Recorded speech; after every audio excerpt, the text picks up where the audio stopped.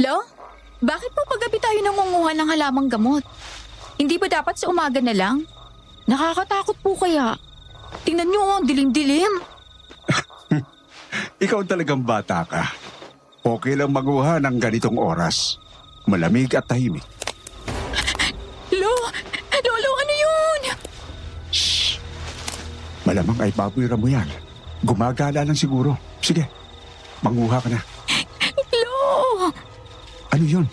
Sabi nila Aling Lourdes, may aswang daw na pagala-gala rito sa atin. Tapos, nandito po tayo sa madilim na parte ng gubat. Hindi pa sila namamahay dito. Jay, sa tagal ko nang naninirahan dito, wala pa akong nakitang aswang. Patagal na walang aswang sa baryo natin. Bakit may mga matang kumikinay sa may dilim doon? Aswang? Pero, bakit nagtatago? Sa makabagong panahon natin ngayon kung saan mahirap magtiwala sa mga pangako at mahirap nang paniwalaan ang mga bagay na hindi nakikita ng ating mga mata. Sa likod ng bawat screen ng telepono, laptop or kahit TV, ang mga kwentong noon ay nagdadala sa atin ng kilabot ay parang isang hindi makatotohanang kwento na lang ngayon. Pero hindi po ibig sabihin nun ay hindi ko na ikukwento ang tunay kong karanasan sa pagiging isang aswang. Isang mapagpalang araw po sa ating lahat at sa mga nakikinig, Madam Venus. Tawagin niyo na lamang po ako sa hindi ko tunay na pangalang Micaela. 27 anyos na po ako ngayon at ang ibabahagi ko pong kwento sa inyo ay nangyari sa akin noong 20 anyos pa lamang ako at nakatira sa isang baryo sa Quezon na hindi ko na po babanggitin dahil sikat na ito sa tao ngayon. Sadya ko rin pong babaguhin ang pangalan ng mga kasama ko noon upang maproteksyonan ang kanilang kaligtasan. Ilang beses ko po muna itong pinag-isipan bago ko hiniram ang laptop ng asawa ko para maisulat ang kwentong ito. Na-inspire po kasi ako sa mga karanasang aswang na napakikinggan ko sa inyong YouTube channel. Napabalik nila ako sa aking memorya ang mga alaalang nagdulot sa amin ng saya, lungkot at karunungan. Ang pangyayaring yon ay sariwa pa po sa isipan ko, Madam Venus, na para bang kahapon lang ito naganap. Kahit ilang taon na rin ang lumipas, aamin na rin po ako. Dahil po kasi sa karanasang ito ay nagkamabutihan at nagkita kaming muli ng aking asawa ngayon. Kaya po sana magustuhan ninyo ang aking kwento. Magandang araw po, Lolo Berting. Nandiyan ka na pala, Micaela. Hala, pumasok ka na muna. Kumusta? Hala, pumasok ka muna. Kumusta? Ang aga mo yata ngayon? Opo. May kailangan po kasi akong puntahan, kaya minabuti ko na maaga akong magpunta dito. Ito nga po pala yung halamang gamot na nakita ko sa gubat. Baka ho naubusan na kayo kaya naisip kong magdala. Nako, salamat rito, Iha. Talaga naman parang nababasa mo palagi ang mga nasa isip ko. Hala, umupo ka na muna dyan at ipagtitimpla kita ng kape. Lolo, nabalitaan niyo po bang pag-atake sa kabilang bayan tuwing sasapit ang dilim? Oo, nung nakaraang gabi lang ay may nakita ring 2 bangkay ng lalaki. Kagaya ng sinabi mo roon, sa may gilid ng kalsada. Sino kaya may gawa nun? Ang ibig kong sabihin ay di maaaring... Hindi pa natin malalaman sa ngayon, Iya. Pero maging maingat ka at mapagmasid. Babalitaan kita sa kung anong nalalaman ko sa susunod na araw. Salamat po. Nga po pala, nasan po si Jai? Nasa bayan na po. May sinundo lang pero babalik din yon. Sinundo po? Oo, uuwi kasi rito ang isa ko pang apo. Akalain mo yon? Sa mahabang panahon wala sila ngayon. At magkakasama-sama na ulit kami. Masaya po ako para sa inyo, Lolo Berting. Akmang sasagot pa si Mang Berting nang sabay naming marinig ang tunog ng tricycle. Nagkatinginan kami bago ito mas malawak na ngumiti at matuling naglakad palabas ng bahay. Nakangiti lang po akong tumalikod sa pinto at pinagpatuloy ang pag-inom ko ng kape. Mula sa labas ay rinig na rinig ko ang malakas na halakhak ng matanda at iba pang hindi pamilyar na boses sa akin. Palakas yun ng palakas. Hanggang marinig ko na sila sa loob ng bahay. Tumayo ako at lumingon. Nahigit ko na lang po ang hininga ko na mga sandaling yun nang tumama ang mata ko sa isang pamilyar na figura, Madam Venus. Ilang taon na rin mula nung huli ko siyang nakita. Naputol lang ang pagtitinginan namin nang ipakilala siya ni Lolo Berting sa akin. Nga pala, Micaela, sina Joan at ang pinsan ko si Maria. Pinsan ko si Juan, Mika. Naalala mo pa ba siya? Kalaro natin siya nung sa gubat. Ikaw, Juan, naalala mo pa siya? Hindi na. Lolo Berting, mauna na po ako. Mauli na ako sa lakad ko eh. Ganun ba? Sayang naman. Pero sige, umayo ka na. Mag-ingat ka ha. Hindi ka ba pwedeng dito ka muna kahit sandali? Para makapag-catch up tayo ni na... Huwag mong pilitin ng ayaw, Jai. At saka, Lo, napagod ako sa biyahe. San ba ang kwarto ko? Hindi ka man lang gumagala. Ano? Ay, tama na yan. Sige na. Ali ka na at ihati na kita sa kwarto mo, Joan. Ikaw naman, Jai. Samahan mo ang tita mo at maghanda ka na ng pananghalian natin. Ay, sige Lo. Mika, aalis ka na. Mag-iingat ka ha. Oo, salamat. Lumakad ako palabas ng bahay papunta sa loob ng gubat. Nang malayo-layo na ako, huminto ako sa paglalakad. Napahawak ako sa aking dibdib at saka naramdaman ang mabilis na tibok ng puso ko. Hindi ko makalimutan ang itsura ni Juan. Mas lalo siyang naging gwapo at mas matipuno. Hindi nakabawas sa pagkalalaki nito ang butas at hikaw na suot nito sa magkabilang tenga. Pati na rin ang tattoo sa balikat pababa sa braso. Napangiti ako ng malungkot. Humawak ako sa kwintas na nakasabit sa leeg ko. Hindi niya ako nakilala. Parang hindi kami naging magkaibigan. Napailing ako, Madam Venus. Sa aming dalawa, ako lang yata ang nakaalala at humawak sa pangakong binitiwan niya sa akin. Mapakla akong tumawa at lumakad ng muli kasabay ng pagbuhos ng mga alaala sa akin. Hapon po nangyari lahat, Madam Venus. Sa ilalim ng kahel na langit at ang mga puno ang naging saksi namin. Nakagawian na po kasi naming tatlo ni Juan at JJ na maglaro sa gubat bilang pampalipas oras. Nagtatakbuhan kami habang humahalakhak at dahil palaging walang gustong tumaya kay JJ ay nagalit po ito sa amin at umuwi. Samantalang kami ni Juan ay naiwan doon para maglaro pa.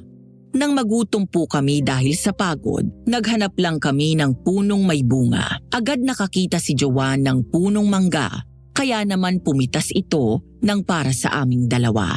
Tinakbo naming dalawa ang lawa para makapagpahinga na. Habang naghuhugas ng mangga, ay biglang nagsalita si Juan. Nagpaalam po siya sa akin, Madam Venus.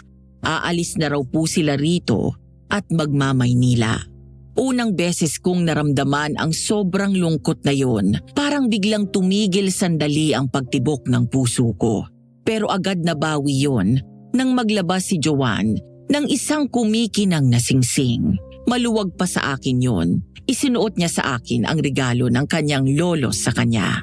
Kasabay po nun ang pangako niyang bumawi sa sakit na una kong naramdaman. Sobrang bilis ng tibok ng puso ko. Habang nangangako po siyang pakakasalan ako, ang inosente niyang muka, ang kumikinang niyang tingin, yon ang huling alaala ko bago sila umalis kinabukasan.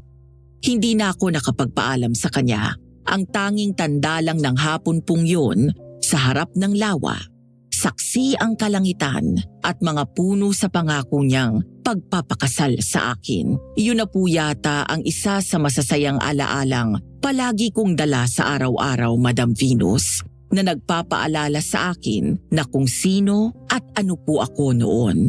Bumuntong hininga ako. Matagal na yon. Hindi na nga naaalala ni Joan, kaya siguro'y dapat ko na rin itong kalimutan. Pangakong walang laman yon. Pagkalabas ko sa gubat, ay naglakad na ako papunta sa nakahintong tricycle sa gilid ng daan, kung saan nakalagay ang mga ibibenta kong gulay at karning manok. Tinignan ako ng driver at tumango ako. Hudyat na aalis na kami. Umangkas ako sa likuran. Kahit na may katagalan bago ko napaubos ang tinda ko sa mga mamimili, ay masaya pa rin ako dahil walang natira sa mga ito. Binayaran ko na lang ang driver at nagpa siyang maglakad pa uwi. Kahil na ang kulay ng kalangitan habang binabaybay ko ang tahimik na kalsada, ay napatingin ako sa mga truck na sunod-sunod na nagsisipasok sa aming baryo. Pero agad na wala roon ang atensyon ko nang makarinig ng pamilyar na boses. O ano? Lalaban ka? Sige! Suntok! Hindi kayo nakapalag ngayon. Mga mukhang aso. Lumayas na kayo rito. Bago kayo tuluyang manghiram ng mukha sa aso. Pero bago kayo umalis, magbayad muna kayo kay Aling Mildred sa mga nainom nyo. Aba, lakas ng apog mo ah. Heto sa'yo. Sa pagbagsak ng lalaking mas malaki pa ang pangangatawan kay Juan sa lupa at napatingin siya sa akin, tinaasan ko siya ng kilay. Mabilis din itong tumayo at tumakbo paalis. Nang mag-angat ako ng tingin, ay saktong nagtama ang mata namin ni JJ na nakangiti na sa akin. Tapos si Juan nagulat nang makita ako. Lumayas na nga kayo rito. Oh, nandiyan ka pala. Kanina ka pa. Mika! Pauwi ka na? Bakit ginabi ka yata? Medyo matagal kasi bago ko napaubos yung tinda ko. Kayo, anong ginagawa nyo rito? At bakit sila nanggugulo? Hindi naman kami nagugulo, Micaela. Sila ang nauna. Gumanti lang kami. Tama si Raf, Mika. Inililibot lang namin si Pinsan nang unahan kami ng mga yon. Kaya gumanti kami. Este sila. Sila lang pala kasi nag-trash talk lang ako ng mga buwisit. Lumalaki ang dilim. Mukhang malakas ang magiging pagbuhos ng ulan. Umuwi na kayo. Ikaw, lalakarin mo pa yung sa inyo? Oo. Delikado para sa iyong maglakad sa dilim ng mag-isa. Gusto mong ihatid kita sa inyo? Bastidin mo na. Sira ulo ka. Pagpasensya mo na tong sarap, Mika. Tama ba? Ako nga pala si Joan. Hindi pa tayo nagpapakilala ng maayos sa isa't isa kanina. Wala yun. Sanay naman na ako sa kanya. Ako si Micaela. So, payag ka nang ihatid ka namin pa uwi? Oo. Pero bilisan natin maglakad para hindi rin kayo abutan ng dilim pag-uwi. Sunod-sunod ang naging pagtango ni Juan sa request ko. Gumilid ito at tinuro ang daan sa akin, kaya naglakad na ako. Lihim akong napangiti, Madam Venus. Alam kong mukhang kabaliwan, pero nag-e-enjoy po ako. Agad kong pinalis ang ngiti ko sa labi nang sabayan ako ni Juan sa paglalakad. Araw-araw ka bang dumaraan dito sa gubat? Oo. Ito kasing pinakamabilis na daan mula sa bayan papunta sa amin, maski sa baryo. Hindi ka ba natatakot? Wala ka man dalang lampara o kaya kahit flashlight man lang. Sapat na sa akin ang liwanag ng buwan. Pero kapag umuulan naman at walang buwan, nagdadala ako ng kandila. Pero madalang mangyari sa akin yon. Sa gabi kasi nagkukulong na kami sa bahay. Okay. Gano'ng kalayo rito ang bahay niyo? May kalayuan din. Aabuti ng 20 minutos na paglalakad para marating yon. Hindi ka natatakot? I mean, sa paglalakad sa gubat, baka may mabangis na hayop na bigla na lang umatake sa'yo rito. Hindi naman. Wala kang dapat ikatakot sa mababangis na hayop. Sa aswang, oo. Aswang?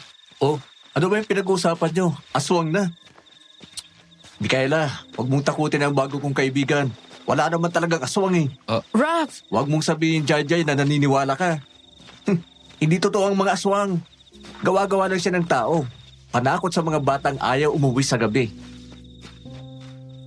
Tahimik kaming dalawa at parang nagpapakiramdaman pa. Samantalang sina JJ ay maingay na nakasunod sa amin. Nang pumasok kami sa gubat ay saka palang nagsalita si Juan. Nagkatinginan kaming dalawa ni JJ dahil sa sinabi ng kaibigan niya. Para kaming nakakapag-usap sa isip ng dalaga, Madam Venus. Tumango kasi ito at hindi na nilabanan pa ang pagtanggi ni Rafael. Anong aswang? At saka, meron pa ba nun ngayon? Like, anong taon na rin, di ba? Walang aswang, pre. Inatakot ka lang ng mga yan. Ay, nako. Bilisan nyo nang ang dalawa sa pagliligawan ninyo at inaantok na ako. Gusto ko nang umuwi. Hoy, hayaan mo sila magkaroon ng quality time, no? Mauna ka na kaya ako, nagmamadali ka. Pwede ba yun? Isinusupport ko nga si paring Jowan. Napangiti ako habang pinapanood silang mag-asaran, Madam Venus. Ngayon lang po kasi ulit ako nakaranas ng ganitong may kaibigan. Simula nang lumipat kami sa bundok, ay iniwasan ko na rin ang ibang tao bukod kina Lolo Berting. Ilang minuto pa kaming naglakad bago narating ang bahay namin. Tuluyan nang naging itim ang langit. Walang kahit anong makikita bukod sa panganinganing kidlat. Huminto ako at hinarap sila ng ilang di pa na lang ang layo ko sa bahay namin. Salamat sa paghatid niyo sa akin, Johan. Jai, Rafael. Hindi ko na kayo maayos sa loob ng bahay namin dahil masyado na kayong aabutin ng dilim sa pag-uwi niyo. Hindi ko rin naman gustong pumasok sa loob. Baka mamaya, paglabas ko, pira-piraso na ang katawan ko. Kung ganon, pwede na kayong umalis. Salamat ulit sa paghahatid. Wala ka naman yon. Micaela, sa susunod ulit. Bye-bye, Mika! Alam mo ikaw, Rafi, sarap din pakainin ng lupa yung bunganga mo, no? Napakagrabe. Bakit ba? Ang creepy kaya ng bahay niya. Pre, huwag mong sabihin sa aswang hindi ka takot. Pero sa walang ilaw na bahay, oo. Pre, sa aswang ako hindi naniniwala. Sa killer, oo. Napailing na lang ako nang marinig pa ang pag-aaway nilang tatlo. Saka pa lamang ako tumalikod nang hindi ko na sila makita. Pumasok ako sa loob ng bahay namin. Sa totoo lang, ay wala naman akong ibang kasama rito. Lumipat ng ibang bahay sa ibang parte ng bundok ang mga magulang ko para maprotektahan ako kung sakaling may sumugod sa kanila. Sinindihan ko ang kandilang ginagamit ko palagi at nag-umpisa na akong gawin ang hapunan ko. Sa kabilang banda, Madam Venus, habang nasa bahay ako, ay may kinuwento sa akin si Jowan na nangyari sa kanila noong pauwi na raw sila pagkagaling sa amin. Inabutan na raw po sila ng ulan sa gubat pa lang, kaya nagtakbuhan na sila. Nako, bilisan na natin. Mas lumalakas ang hangin. Ay, naku, ang tatalim ng kidlat! Hindi ba tayo pwedeng sumilong muna? Wala tayong sisilungan dito. Kaya mas mabuti pang takbuhin na lang natin. Dapat pala, hindi na natin hinatid si Micaela pa uwi dahil inabutan pa tayo ng ulan. Hindi ko naman sinabing sumama kayo eh. Ngayon ka pa nagreklamo kung kailan pa tayo pa uwi na. Tayo na! Mas lumalakas ang hangin at ulan! Tara! Malapit na rito yung sa amin. Mauuna na ako sa inyong dalawa, ha? Sige tol, ingat! Huwag kang tanga! Baka madapa ka pa! Mga siraulo. Sige, ingat kayo. Huminto muna tayo dun sa may malaking puno, Jai. Magpahinga muna tayo. Nanginginig na ako eh. Ako nga rin eh. Tara na! Doon muna tayo. Sinabi sa akin ni Jowan na noong gabing yon pagkaalis ni Rafael ay sumilong muna sila sa may malaking puno sa gitna ng gubat pauwi sa kanila. Yakap-yakap daw ni JJ ang sarili niya habang nanginginig ang mga labi sa tabi. Samantalang siya ay nakamasid lang sa pagbagsak ng ulan sa lupa. Mas lumakas pa nga raw po ang pag-ihip ng hangin. Parang may nakatingin din daw sa kanila noon.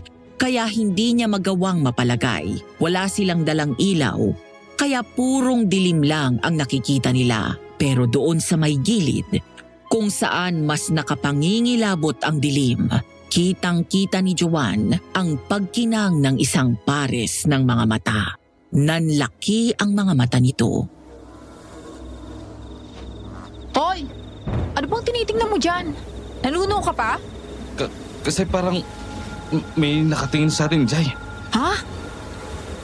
Sa may likod ng puno. Anong... Utya!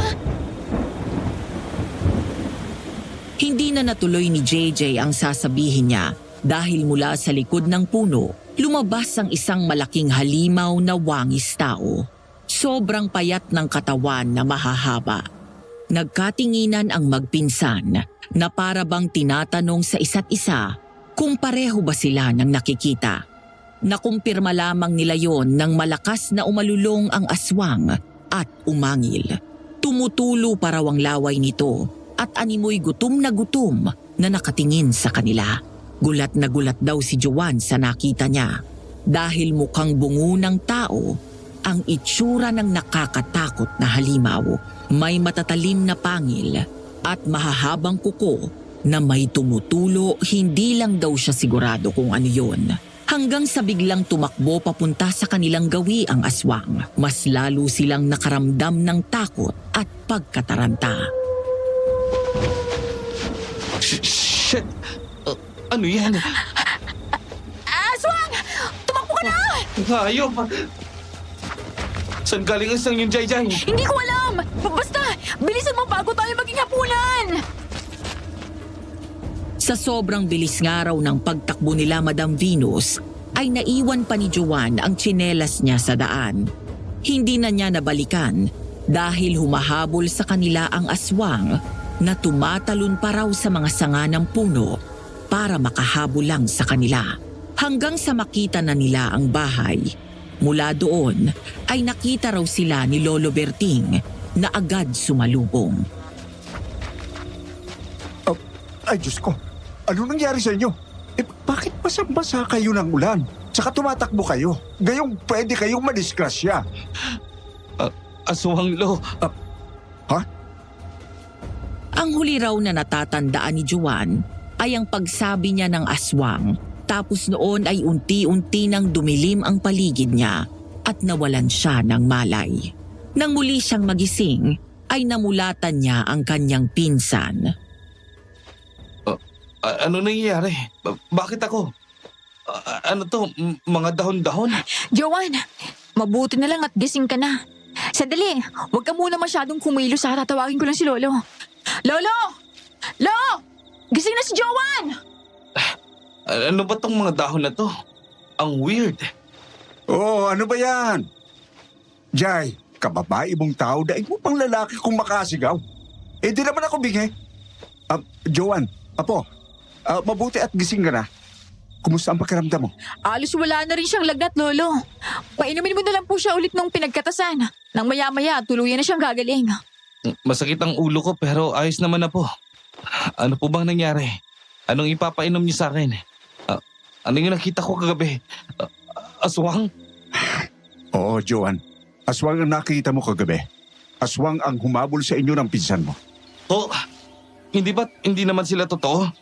Makabagong panahon na tayo ngayon, Lolo. Hindi na uso ang aswang at maligno. Pinsan, mahirap mang maniwala pero totoo ang sinasabi ni Lolo. Aswang nga yung kagabi. Pero nakakagulat na. Bigla itong nanghabulang tao. Ano ba yung pinagsasabi mo, Jai? Malamang aswang yun kung totoo nga. Maghahanap at kakain yun ng laman ng tao. Pero, Apo, hayaan mo ako ang magpaliwanag sa kanya para mas maintindihan niya. Joanne, tumingin ka sa akin, Apo. Alam mo, totoo ang aswang at iba pang elemento. Sa katunayan niya nanggagamot at nagtatabi ako ng masasamang nilalang na kauri nila. Hindi yan totoo. Alam ko na ngayon kung bakit ayaw ni Mama na umuwi pa kami rito. Joanne, huwag ka munang kumilos. Ano ba? Huwag mo kong hawakan. Nasaan si Mama? Uuwi na kami. Pasensya na, Joanne. Pero mananatili ka muna rito ng mas matagal. Ano? Umalis na kasi ang mama mo, Joanne. Kanina madaling araw. Hindi na raw siya magpapaalam sa'yo dahil alam niyang hindi ka magpapaiwan. Huwag mo akong biruin ng ganyan, Jai. Nasaan na si Mama? Una, aswang. Tapos ngayon, lolokohin niyo ako tungkol sa pag-alis ni Mama. Uuwi na kami. Walang aswang. Wala. Umalis na siya kaninang umaga. Kahit hanapin mo pa siya sa loob ng bahay, ay wala ka makikita. Pero kung ayaw mong maniwala at gusto mong tingnan, sige lang. Wala naman kami mapapala kung magsisinungaling kami sa iyo. Sige, maiwan na muna kita riyan. Hahayaan ka namin magpahinga dahil alam kong nabigla ka sa mga nangyari. Jai, halika na sa labas. Sasamahan ko muna sandali si Joanne. Baka may gusto po siyang malaman. Wala akong gustong malaman. Kaya umalis ka na. Sabi ni Joanne, matapos raw siyang iwanan ni na Lolo Berting at JJ, ay lumabas siya ng bahay para maglakad-lakad. Hindi raw niya alam kung anong masakit sa kanya, basta lahat masakit dahil sa mga natuklasan. Kaya hindi na raw nito na malayang naglalakad na ito papunta sa kagubatan. Umalis si Mama. Tapos hindi mo lang ako isinama. Bakit? Akala ko ba kaming dalawang titira dito? Pero parang itinapon niya lang ako na parang isang tuta. Ay, lumayas na lang kaya ako o umuwi ng mag-isa sa Maynila. Kesa naman na nandito ako. Naiinip. Tapos may aswang pa silang nalalaman. Kaya tama si Rafael. Panakot lang yun. Tama siya. Hindi sila totoo. Ano? Bakit ka biglang sumigaw, Joanne? Sumakit ang dibdib ko sa'yo, Micaela. Ay, bakit ba kasi bigla ka na lang nanggugulat? At teka, saan ka galing? Bakit ka nandito sa gubat? Pasensya na kung nagulat kita. Hindi ko alam na hindi mo pala namalayan ang pagdating ko. Isa pa, sobrang lalim ng iniisip mo. Bumubulong-bulong ka pang mag-isa riyan eh. Ayos ka lang ba? Oh, mainit ka, Joanne. Nilalagnat ka? Ano kasi? Oo. Saka may iniisip lang talaga. Sorry din kasi napasigaw ako. Nagulat lang talaga ako. Saan ka nga pala pupunta? Ang dami mong dala. Ibibigay ko lang itong sobrang ani ko ngayong linggo sa matatanda sa baryo. Para may supply sila ng pagkain kahit papano. Akin na. Tutulungan na kita magbuhat yung bayong. Oh, mabigat to ah. Tapos nakaya mo lang. Ang lakas mo naman. Siyempre, kailangan eh. Salamat. Pero bakit ka namimigay? Pwede mo pa naman tong ibenta. Pera din to. Gusto mo tulungan na kita sa pagbenta? Para mapagawa na rin natin yung kuryente sa bahay nyo. Ayos na sa akin ang kinikita ko sa unang pag-ani ko, Joanna. Yung nakaraang linggo, nabawi ko ng puhunan at ang tinubo ng mga tininda ko sa bayan. Kaya yung mga sobra, pagbabalik ko na lang sa biyayang nakukuha ko. Isa pa, ayos lang naman sa akin ang walang ilaw. Nakakatulong pa ako sa pag-save kay Mother Nature, sabi nga ni Jai Jai. Nagpapaniwala ka sa isang yun. Joanne, kung hindi mo mamasamain, anong iniisip mo kanina? Sobrang lalim kasi. Ang lungkot mo pa. May nangyari ba kagabi pagkahatid mo sa akin? Napagalitan ba kayo dahil nabasa kayo ng ulan kagabi? Gusto mo kausapin ko sila para ipaliwanag ang... Hindi, Micaela. Ayos lang. Hindi ako napagalitan. O ang isa sa amin kagabi. Bakit? Kagabi kasi, pagkagaling namin sa inyo, may humabol sa amin ni Micaela. Hindi ko alam kung anong totoo, kung anong paniniwalaan ko. Yung nakita namin kagabi. Hindi ko. Bakit? Ano bang nakita mo? Aswang. Aswang daw nakita ko. Aswang na humabol sa amin kagabi ni Jai Jai. Pero hindi naman sila totoo, di ba? Sinabi ni Lolo sa akin kanina na totoo raw sila. Pero hindi. Walang aswang, Micaela. Huminto muna tayo maglakad, Juan. Gusto ko mang itanggi pero hindi pwede. Totoo ang aswang. May aswang sa baryong to. Pero hindi siya kumakain ng tao. Alam ko yon. Kaya hindi ko alam kung bakit niya kayo hahabulin. Nya? Bakit parang kilala mo yung aswang, Mika? May dapat ba akong malaman? Wala. Alam ng lahat sa baryo na may aswang, Juan. Nakikita nila ito minsang nagagala. Pero wala namang namamatay sa mga kabaryo namin dahil sa kagagawa ng aswang. Yun nga ang hindi ko alam, Mika. Yung nakita pa naming aswang kagabi. Halos gusto kaming lapain eh. Gusto yata kaming gawing hapunan. Huwag kang mag-alala, Juan. Aalamin ko kung sino yung aswang. Poprotektahan ka rin namin ni na Lolo Berting at ni Jai Jai. Alam mo kung ano si Lolo? Kilala kaya rito sa baryang lolo mo bilang isang mahusay na albularyo. Sa kanya ako natuto ng mga dapat kong matutunan. Lalo na sa paggawa ng mga gamot. Talaga? Oo. Sabay kami nag-aaral ni Jai Jai. Kaya nga mas naging mas malapit kami. Kahit anong umalis ka dati. Naalala mo ko? Sinabi mong kahit umalis ako, ibig sabihin, natatandaan mo ko? Teka, sandali, Mika. Ano ba tong bayong na tong bigat? Hintayin mo ako! Napakagat ako sa labi ko dahil sa kadaldalan ko. Hindi ko na yata siya kayang tignan, Madam Venus. Nakakahiya po. Baka sabihin niyang iniisnab ko siya kahit na naalala ko pala ang sa amin noon. Napayuko ako at pinaglaruan ang mga daliri ko bago huminto. Nakita ko naman sa ilalim ang paa nito. Tanda na nasa harapan ko na siya. Humawak si Joanne sa braso ko, kaya ako nag-angat ng tingin, Madam Venus. Nagtama ang paningin namin, pero agad ding nag-iwas ako ng tingin. Hiyang-hiya po ako ng mga panahong yon, Madam Venus. Sobrang nag-init ang mga pisngi ko at naghuhurmentado na rin ang pagtibok ng puso ko.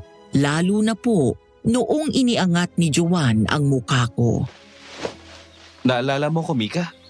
Oo, naaalala kita. Kahit ilang taon naman ang lumipas, maaalala kita. Ikaw, naaalala mo ba ako? Ikaw Pero ayos lang yun. Namumukhaan din naman kita nung dumating kami rito pero hindi ko nagawang magtanong kasi nahihiya ako eh. Baka hindi mo na ako naaalala at ayoko mag-assume. Hindi ka naman nag-a-assume. Isa pa, matagal na tayong hindi nakita. Kaya naiintindihan ko ang medyo awkwardness natin sa isa't isa nung una. Hindi na sumagot sa akin si Joanne, Madam Venus.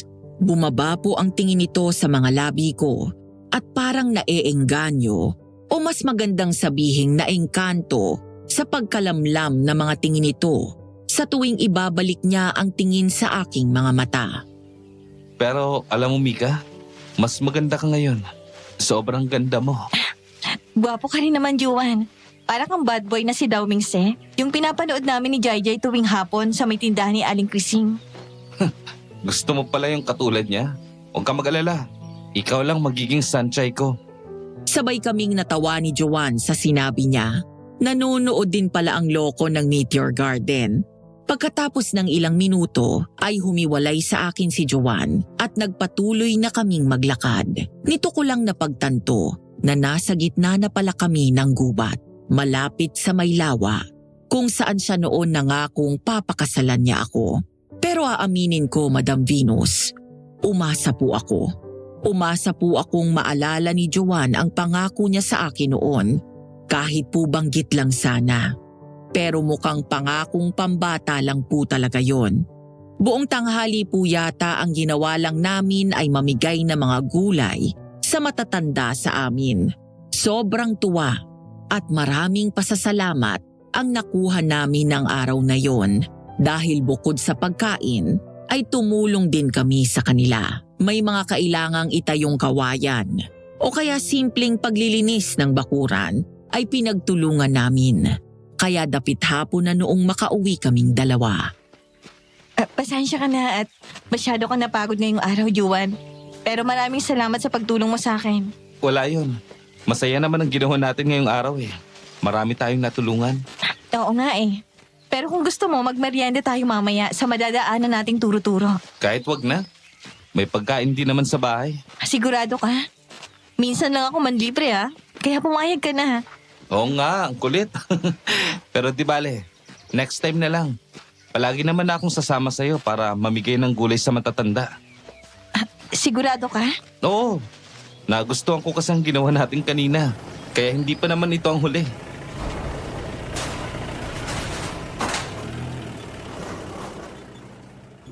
Napatingin kami ni Joanne sa pinanggalingan ng ingay na yon.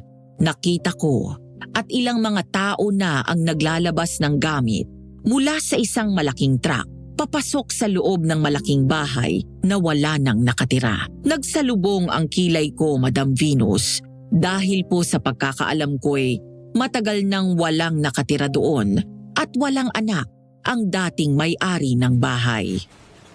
Naks, ang yaman ng may-ari niyan. Ang laki. Siguro, Joanne. Wala akong idea kung sino ang bagong may-ari ng mansyon yan eh. Sandali, itanong natin kung sino may-ari ng bahay. Ang ganda eh. Sosyalin. Kuya, nasaan ang may-ari ng bahay? Bago pa po makasagot ang trabahador na tinawag ni Joanne, ay may nauna na rito. Bakit ang tagal niyong kumilos? Ano bang tinutungangan niyo riyan? Napabaling ang tingin namin ni Joanne sa may malaking gate ng bahay kung saan nanggaling ang boses ng nagsalita. Umuwang ang labi ko nang lumabas ang isang magandang babae na parang nasa edad 30 lang. Nilingon ko si Joanne na titig dito. Umalis naman agad ang trabahador na nagpatuloy na sa trabaho. Siya, ipasok niyo na yan sa loob. Hindi yan puro kayo tunganga dyan. Ay, Pogi, ikaw ang naghahanap sa akin? Hindi naman. Naganda lang ako sa bahay mo. Salamat. Pamana sa akin yan ng lola ko noong 18 ako. Ngayong 40 years old ko lang nilipatan. Ha? 40 ka na? Pero ang bata mo pang tingnan. Pogi ka na nga, bolero pa. Gusto mo bang tumuloy muna sa loob? Nag-init ang ulo ko sa nasaksihan kong tagpo, Madam Venus. Kung pwede ko lang kurutin ang singit ng babaeng kausap ni Joan ngayon, ay baka ginawa ko na dahil sobra siyang nakakagigil. Panay ang pagpapakyut sa lalaki. Si Joan naman, tuwang-tuwa at mukhang papayag sa alok nito. Tumahimik ako para kuhanin ang atensyon niya. Inuubo ka na, Mika. Mauna na ako. Juan, kung magpapaiwan ka rito, okay lang. May kailangan pa kisa kong gawin sa amin eh. Hindi. Tara, alis na tayo. Ihatid kita ulit sa inyo pa uwi. Miss, mauna na kami. Sige, Pogi. Balik ka rito, ha? Tara na, para di ka naabutan ng dilim sa daan. Hinawakan ako ni Joan sa braso at hinila na paalis. Pero pasimple akong lumingon at nakita ko ang babaeng nakatingin pa rin sa amin. Seryoso na ang mukha nito at animoy walang buhay ang mga mata. Hindi katulad kanina na animoy anghel. Nakakaramdam ako ng kakaiba sa kanya pero hindi ko yun magawang pangalanan. Baka naiisip at nararamdaman ko lang din ito dahil sa selos. Sige, salamat. Ang ganda ng langit, no? Yan ang paborito kong kulay. Ang lila, kahel at rosas. Oo, maganda nga. Bakit sa akin ka nakatingin? Ha? Hindi Nakatingin ako sa langit. Ayun nga eroplano. Balang araw, makakasakay din ako dyan. Ako ang magpipiloto. Sana matupad mo yon, Juan. Matupad mo sana ang lahat ng pangarap mo. Bakit naman ganyan ka magsalita?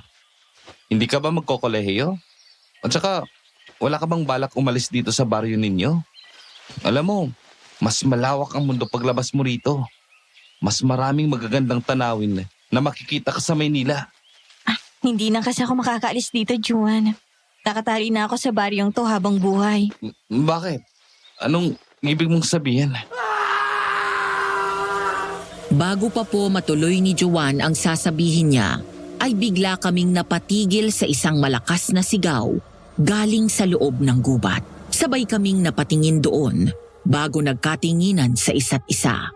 Walang salita ay mabilis akong tumakbo at sinundan ang sigaw ng paghingi ng saklolo. Nang makarating ako sa pinagmumula ng sigaw, ay nanlaki ang mga mata ko sa nadatnan. Isa pong malaking asong itim, kinakain ang lamang loob ng lalaking nakahandusay at wala ng buhay sa lupa.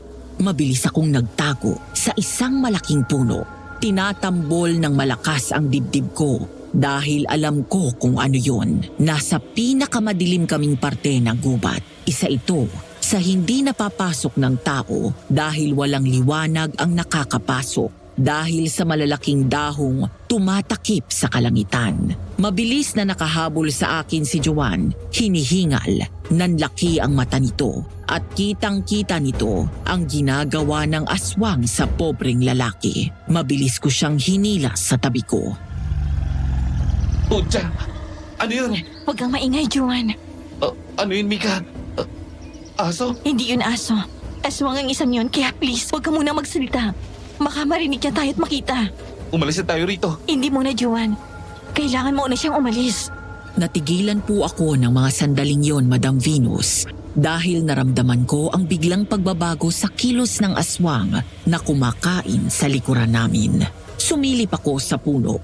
Nanigas ang katawan ko nang makitang nakadiretso na ng tayo ang aso at umaamoy-amoy sa paligid. Mariin kong kinuyom ang kamao ko. Naaamoy na kami. Lalong-lalo na si Joan na nanginginig sa tabi ko. Nakatulala ito ng tignan ko at mukhang hindi pa talaga pumapasok sa isip niya ang nangyayari sa amin ngayon. Napaatras ako nang biglang marahas na bumaling ng tingin ang malaking aso sa gawi ko. Mabilis ang naging kilos ko. Kumuha ako ng isang matulis na bato sa lupa at sinugatan ang sarili ko. Ipinatak ko ang dugo ko sa bato at tinapon sa malayo para mangibabaw yun sa paligid. Mukhang nagawa ko namang lansihin ang aswang dahil napabalik ang tingin nito sa direksyon na kinabagsakan ng bato. Pagkatapos ay tumakbo ito palayo roon. Nang masigurado kong wala na po siya, ay lumabas na ako sa pinagtataguan ko at lumakad palapit sa bangkay. Napaseryoso ako at naramdaman ko ang paninigas ng katawan ni Joanne sa tabi ko. Lumuhod ako para inspeksyonin ang bangkay. Tatawag tayo ng pulis. Micaela, huwag mo nang tingnan. Tingnan mo, Joanne. Hindi ba't katulad ng tatak ng damit niya? Yung mga trabahanteng nakita natin sa malaking bahay? Oo nga no, napansin mo pa yun. Pero tumayo ka nga riyan. Halika na, umalis na tayo. Baka mamaya may makikita pa sa atin dito. Kaya bumalik pa yung malaking aso na yun. Sandali lang, Joanne. Titingnan ko lang kung may pulsa pa siya. Nagulat po ako nang hilahin ako patayo ni Joanne at mabilis niyakap. Hinawakan niya pa ang bato ko para maisiksik ako sa dibdib niya. Nagtataka naman ako't hindi nakakilos sa kinatatayuan ko. Hindi ko alam kung yayakapin ko ba siya pabalik o ano. O huwag ka mag-alala. Poprotektahan kita. Salamat, Joanne. Tayo na. Masyadong madilim sa parteng ito. At mas lamang ang aswang rito. Tara. Madali kaming lumakad palabas ng gubat na may kahalong pag-iingat, Madam Venus. Panaylingon ko nga po sa paligid dahil sa pag-aalalang nakasunod sa amin ang aswang. Saka lamang ako nakahinga ng maluwag. Nang makalabas kami ng gubat, naligtas kong naiuwi si Joanne. Nagulat pa nga si Lolo Berting at JJ nang makita kaming magkasama. Oh, sabi ko sa'yo, Lolo eh. Kasama niya si Micaela. Naglibot-libot lang niya si Joanne. Ay, po. Saan ka ba naman nagsusot at maghapon ka nawala? Hindi ka pa naman magaling Pero kung makagala ka, para kang nakainom ng energy drink. Hindi ka rin nagpaalam. Tinulungan ko po kasi si Micaela. Lolo, sorry po kanina Kung nagalit ako sa inyo ni Jayjay. Tapos kanina sa gubat, nung pauwi na kami, may nakita kaming lalaking patay na at... Aswang? Walang ano man yun, Apo. Saan nyo nakita ang katawan? Lo, kailangan po nating mag-usap. Tungkol saan? Imbis na sumimangot, ay naglakad ako palabas ng bahay nila. Sumunod naman sa akin si Lolo Berting. Sinigurado kong sapat ang layo naming dalawa kay Joanne upang hindi niya marinig ang pag-uusapan namin. Seryosong humarap ako kay Lolo Berting na bakas ang pag-aalala sa mukha nito. Ano ba yun, Iya? Bakit kailangan pa nating lumayo? Sa gubat kanina, Lolo. May nakita kaming bangkay at nakita ko ang aswang na kinakain ng lamang loob nito. Aswa? Saan kaya siya nanggaling? Di naman ka... Hindi ko alam, Lolo. Pero malakas ang pakiramdam kong dayo lang siya rito. At delikado siya. Mabangis siya. Ito rin yung aswang na nakita kong kumakain ng dalawang lalaki ng nakaraan. Nababalitaan ko rin, Iha. Ang sunod-sunod na pagkamatay ng mga kalalakihan mula sa iba't ibang baryo malapit sa atin. Nagdadala to ng taranta sa mga tao. Opo. Kaya kailangan niyong mag-ingat. Dahil baka maging biktima kayo.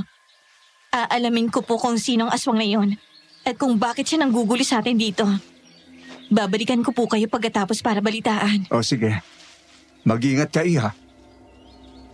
Tinanguan ko si Lolo Berting at mabilis na umalis. Narinig kong tinawag ni Joanne ang pangalan ko, pero hindi na ako lumingon pa hanggang sa makapasok ako sa gubat. Kinuwento po sa akin ni Joanne, Madam Venus, na pagkaalis ko ay humahangos na bumalik sa loob ng bahay si Lolo Berting at nagpunta sa lalagyan nito ng mga langis. Doon ay kumuha raw ito ng kulay dilaw na langis na nasa loob ng maliit na botelya at inabot sa kanila ni JJ. Lolo, ano to? At saka anong pinag-uusapan niyo ni Micaela? Saan siya pupunta? Umuwi na si Mika po. At Lana yan. Uri ng langis na makapagsasabi sa'yo kung may malapit ng aswang sa paligid. Kukulo ang langis sa loob. Asido rin sa kanila yan. Kaya pwede mong ipanglaban. Teka ho, bakit binibigyan niyo ako ng ganito? Meron ba nito si Mika? Dapat hindi niyo siya pinauwing mag-isa. Paano nga kung makasalubong niya yung aswang? Huwag kang sumigaw, Jowan. Kaya ni Mikael ang sarili niya. Kabisado niya ang gubat kaya huwag kang mag-alala. Isuot mo na lang yung kwintas. Sabihin mo, Joan, saan niyo nakita ni Mikael ang bangkay? Sa gitna ng gubat, lo. Yung hindi pinapasukan ng liwanag. Kitang-kita ko po yung kanibal na aso. Kinakain niya yung laman ng tao. Sobrang warak ng bituka. Shit! Nakalimutan kong dumaan sa barangay hall para maipagbigay alam sa otoridad ang nakita namin. Huwag kang mag-alala, Joan. Kami na ni Jai ang bahala ron. Maiwan ka na rito at magpahinga. Oo nga. Kumain ka muna riyan. Wala ka pang kain simula kaninang umaga.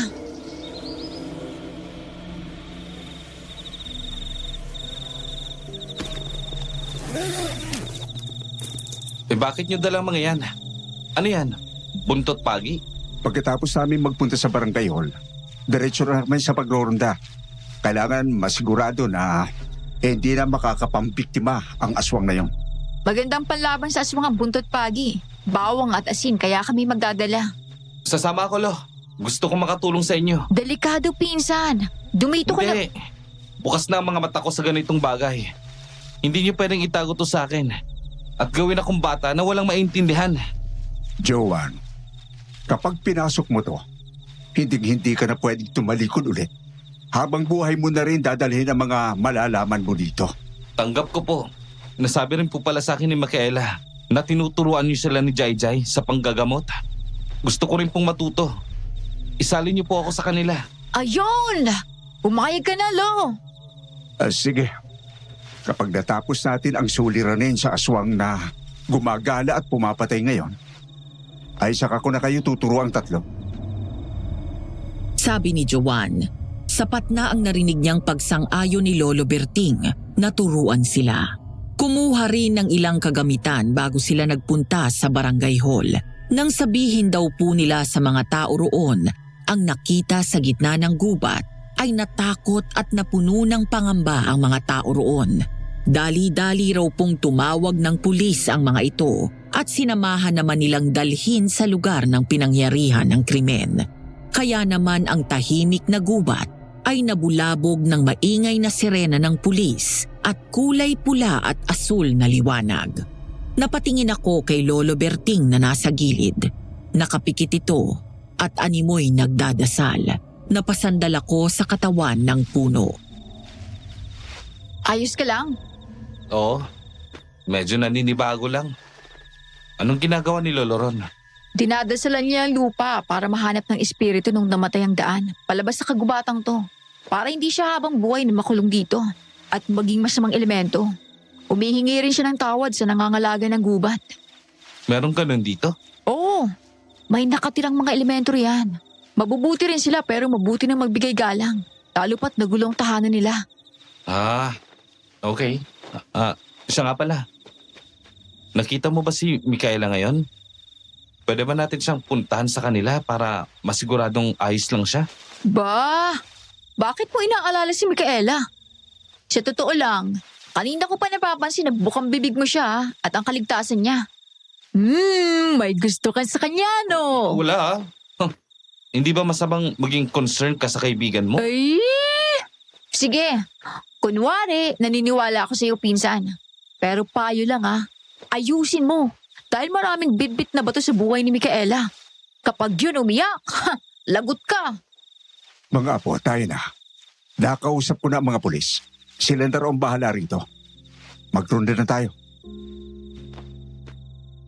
Ang tagpong aalis sila sa crime scene ang naabutan ko, Madam Venus. Nakatago lang po ako sa dilim, sa parte na hindi basta-basta makikita ng isang mata ng tao. Nag-umpisa silang maglakad at sumunod ako ng dahan-dahan sa kanila. Sa buong bari ba tayo rorondalo? Hindi naman. Sa ilang kabahayan lang at sa gubat. Hindi naman kasi nagpupunta sa masyadong mataong lugar ang aswang eh. Mas gusto nila yung malayo sa tao at madaling madagit ang bibigtamihin nila. Hindi po ba kayo natatakot, Lo? Delikado tong ginagawa natin. At baka mapatay pa tayo sa ganito. Hindi na, Joan. Sa tagal ko na ginagawa ito, nawala na ang takot para sa sarili. Ang meron na lamang ako ay takot para sa inyong mahal ko sa buhay. Inaral niyo po talaga ang pagiging albularyo. Nasa lahi na kasi natin yan, Tol. Ang tatay ni Lolo, albularyo rin. Ganon din ang tatay ng tatay ni Lolo. Kumbaga, pasa-pasa na siya sa bawat henerasyon. Ako ang unang magiging babaeng albularyo sa lahi natin. Oo, bagay naman sa'yo. Magtigil na nga kayong dalawa. Mamaya niyan, mauwi pa yan sa asaran. Maging mapanuri kayo sa paligid, ha? Biglang natigilan silang tatlo, kaya napatingin ako sa kanila. Ganun na lang ang gulat ko nang makita ang malaking aso na kumakain na naman ng isang tao. Sa kasamaang palad, mukhang patay na ito dahil wala na akong naririnig na tibok ng pulso mula rito. Biglang tinambol ng kaba ang dibdib ko nang mag-angat ng tingin ang aswang. Dumako yun kina Lolo Berting na ngayon ay nakaharang ang katawan sa mga apo. Bahagyang lumayo ang aso sa kinakain niyang laman at nakakatakot na tunog mula rito. Tumatayo ang balahibo ko sa katawan. Diretsyong nakatingin ang aswang kina Joan. Dahil nasa likod lang nila ako, ay kitang-kita ko ang pagbabagong anyo nito. Mula sa pagiging isang aso, ay naging isa itong matangkad na parang kalansay sa sobrang payat ng katawan. Nanlilisik ang pula nitong mata. Nawala ang atensyon ko sa aswang Madam Venus nang bigla pong sumigaw ng malakas si JJ na sinabayan pa ng malakas na hagulgol. Rafael! Rafael! Rav! Hayop kang asumang ka! Bakit mo ginanyan ang kaibigan ko? Hapunan! Lumayo ka sa aming halimaw ka! Idadagdag ko kayo sa magiging alipin ko! Bakit ganyan ang boses niya, Lolo? Parang demonyo. Tumakbo na kayo, Joan. Kapag sinabi kong takbo, tumakbo kayo. Ako na ang bahala rito. Hindi siya normal na aswang. Lolo, pero di ka namin iiwan. Si Rafi! Lolo! Walang may iwan. Lalabanan natin siya. Hinanda ni Lolo Berting ang buntot paging hawak niya pagkatapos ay umaktong aatake. Nang mabilis pa sa kisap matang nakalapit ang aswang sa kanila at akmang kakalmutin si Joan na humarang sa harapan, agad akong lumabas sa pinagtataguan ko. Umalulong ako ng malakas, kaya napatingin sila sa akin. Sinugod ko ang aswang at hinila palayo sa mga importante sa akin. Gumanti ito at kinalmot ako. Bumaon ang kuko nito sa aking braso. Inipon ko ang lakas ko at humarap sa aswang. Hindi hamak na mas maliit ako sa kanya. Pero bata naman ako kaya alam kong may lamang ako sa kanya. Mabilis kong binalikan sina Lolo Berting na tumango sa akin. Samantalang si Joan ay nakatitig lang. Bakit mo pinoprotektahan ng mga mahihirang nilalang na yan? Nakakahiya ka! Walang nakakahiya sa ginagawa ko! Ang dapat mahiya ay ikaw! Dahil kailangan pang pumatay ng mga inosenteng tao para lang mabuhay! Malamang! Aswang tayo! Yun ang kailangan nating gawin! Yun ang nakatadhana sa atin! Hindi ko to tadhana! Hindi ko to ginusto! Pero wala ka na masasaktan pang iba! Ulam mo ang gagawin kong ehemplo sa ibang aswang na huwag susuway sa kagawian ng mga aswang! Napalunok ako sa isip ko. Hindi ko alam kung nakikilala ba niya ako o hindi. Pero ang mahalaga po sa akin, Madam Venus, ay maligtas siya. Sumunod po noon ang galit na alulong ng aswang bago sumugod sa akin. Sinugod ko rin po siya at naglaban kami, Madam Venus. Pumaimbabaw ako sa kanya at nagawa kong bigyan siya ng malalalim na kalmot. Sinubukan niyang takpan ang mukha niya gamit ang braso niya. Pero ang ginawa ko ay kinagat ko ito na malakas niyang ikinaungol. Nakakuha ng pagkakataon ang masamang aswang, Madam Venus. Nang hindi ko napansin ay nakaabot ito ng isang matulis na bato at isinaksak sa aking tiyan gamit ang kanyang kaliwang kamay. Napaatras ako sa gulat, lalo na nang ibaon at ipaikot niya ang bato sa tiyan ko. Malakas akong napaigik. Bumagsak ako sa lupa. Hinihingal at naguguluhan. Hindi ko alam ang gagawin ko, Madam Venus. Naging alas niya po sa akin yon dahil nagawa niyang mapagpalit ang pwesto namin. Ako na ngayon ang kinubabawan niya. Nakakatakot siyang umisi sa akin at inangat sa ere ang matalim na bato. Mariin akong napapikit.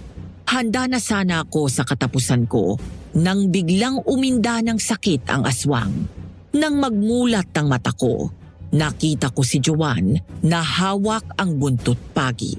Nagtataas baba ang dibdib nito.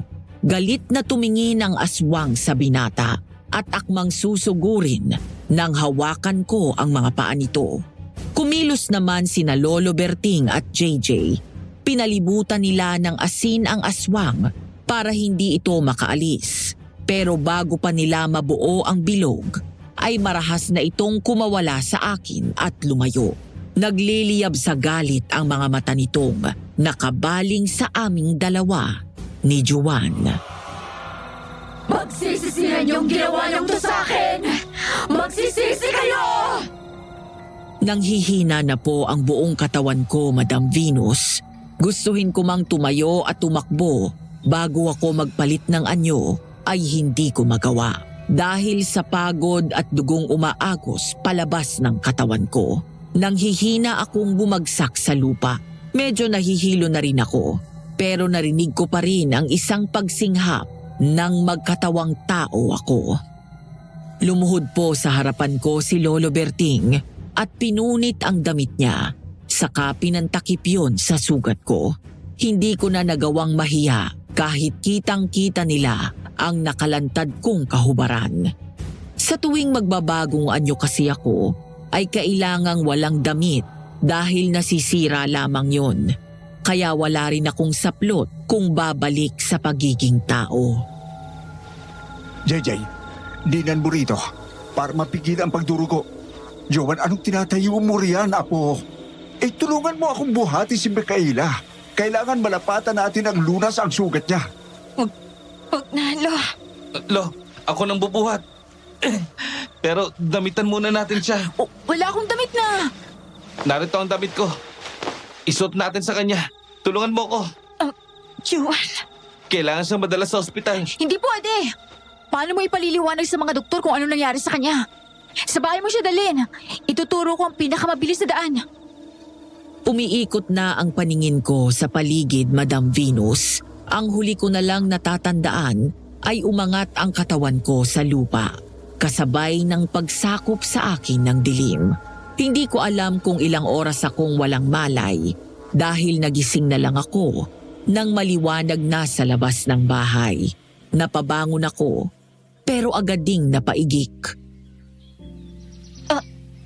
Aray, Gising ka na pala, Micaela. Joanne, nasan ako? Kumain ka na muna. Bakit mo pa sinusubukang tumayo? Hindi pa magaling ang mga sugat mo. Bakit? Sino nagbihis sa akin? Si Jai. Kumain ka na muna.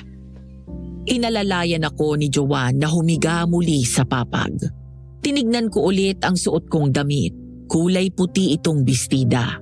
Tumalikod si Joanne at kinuha ang tray na may lamang almusal.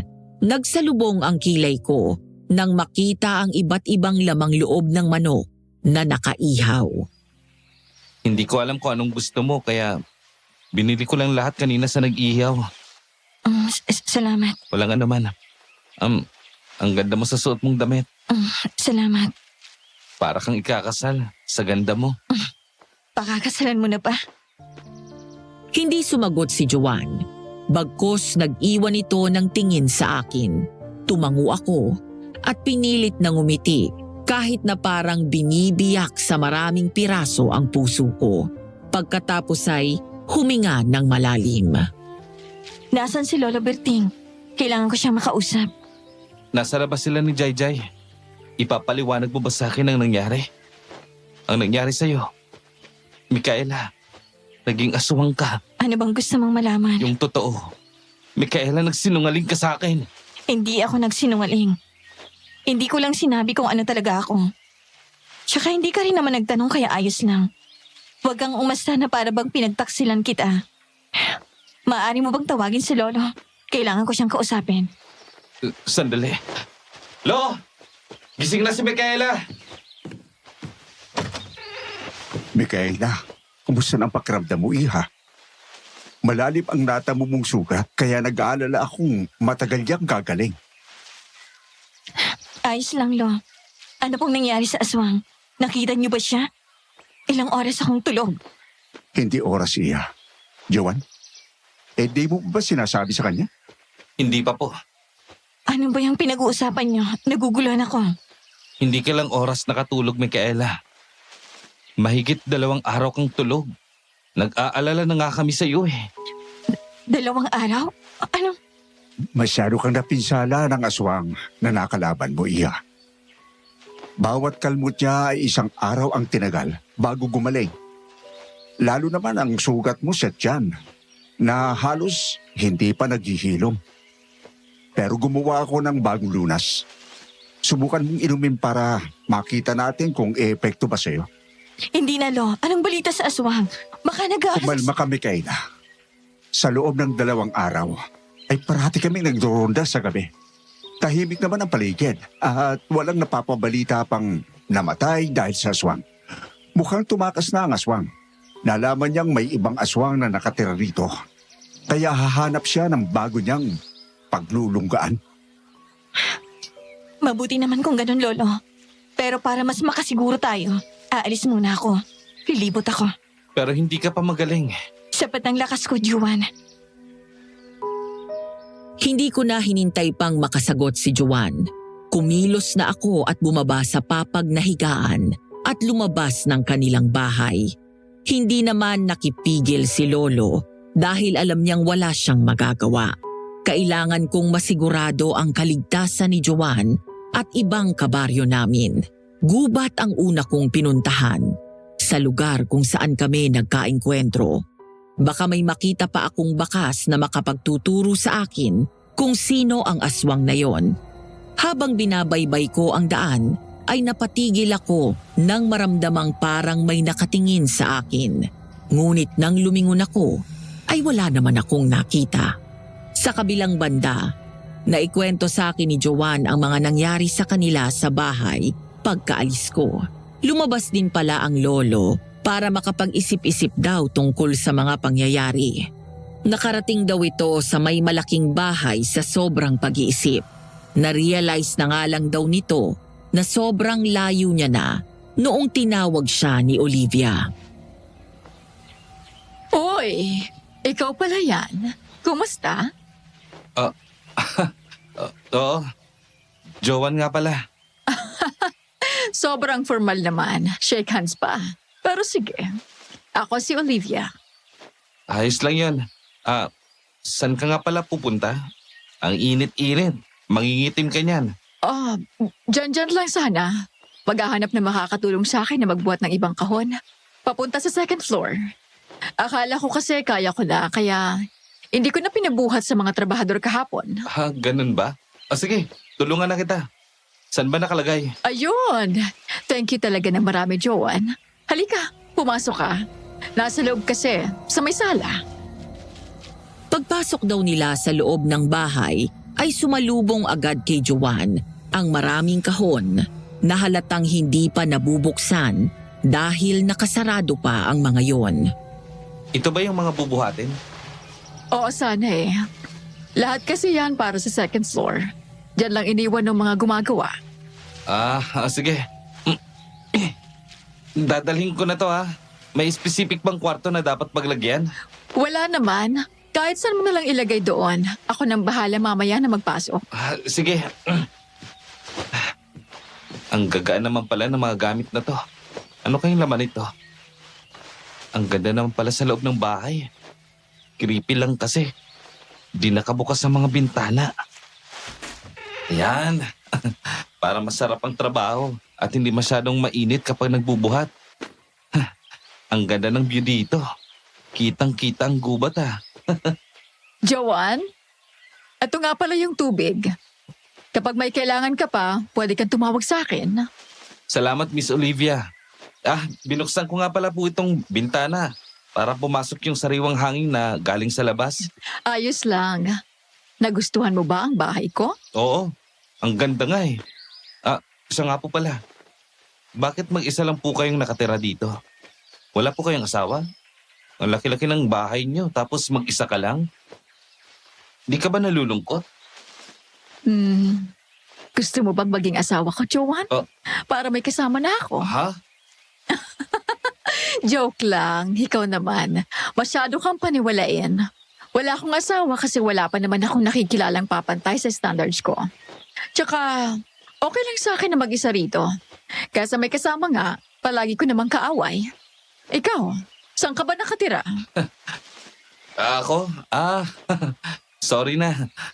Malapit sa gubat ng bahay namin. Kasama ko rin ang pinsa't lolo ko. Oh, nice naman pala. Oo. O sige, iiwan na kita riyan. Just call me if you need anything, okay? No, sige. Salamat. Pinanood ni Joanne ang papalayong figura ni Olivia. Pagkatapos ay binalik ang tingin sa labas. Matapos magmasid ni Joanne sa labas ng bintana, ay muli na siyang bumalik sa pagbubuhat ng mga kahon. Nagulat pa nga raw ito kasi akala niya lahat ng kahon ay magaan. Meron din palang mabigat at yung iba ay parang may laman pa ng mga botelyang may tubig sa loob. Makalipas ang 1 oras ng pagbubuhat, ay hingal na hingal si Joanne na umupo sa may pasimano ng bintana. Nasaan kayo si Olivia? Iniwan niya na ako mag-isa rito. Uhaw na ako. Ako na nga lang ang kukuha ng tubig. Bumaba si Joanne sa 2nd palapag at nagpunta sa may kusina sa 1st floor. Hinanap daw muna niya si Olivia bago siya kumilos ng kung ano-ano. Olivia? Olivia? Kukuha ako ng tubig Naubos na kasi yung nasa pitchen. Ano yun? Anong amoy yun? Ang weird naman. Ang lansa-lansa at parang nabubulok.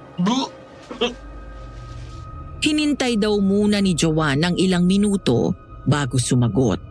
Pero nang wala, ay binuksan na nito ang double door ref. Pero ganun na lang daw ang pagkabigla at kaba ni Joanne nang sumalubong sa kanya ang napakalansang amoy at ang tanawin sa loob ng ref. Napaatras siya at nabitawan ang baso dahilan ng pagkabasag nito. Nanlaki ang mata ni Joanne. Kitang-kita kasi nito ang iba't ibang klase ng bote na may laman ng lamang loob ng tao. Napaatras siya ulit. Anong ibig sabihin nito? Siya ba? Siya ba ang aswang? Si Olivia? Hinintay mo na lang sana ako, Joanne. Olivia! Aswang! Hindi mo dapat nakita yan. Ang huli raw natatandaan ni Joanne noon bago siya lamunin ng dilim ay ang pagtama ng kung anong matigas na bagay sa kanyang batok.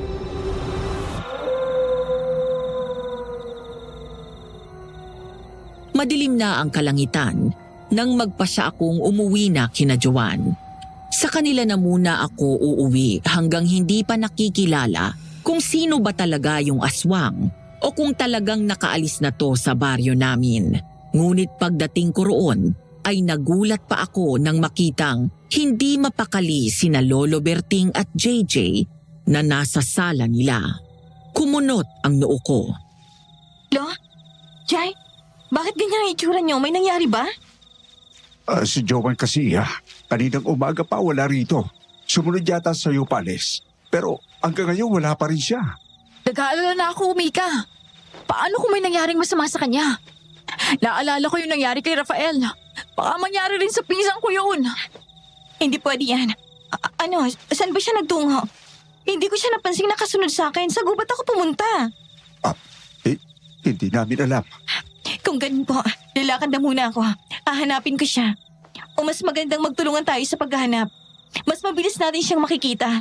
Babalik ako sa gubat para tingnan kung nandun siya. Kayo sa baryo maglakad. Sigurado ka ba? Saan tayo magkikita-kita? Ako po nga hanap sa inyo.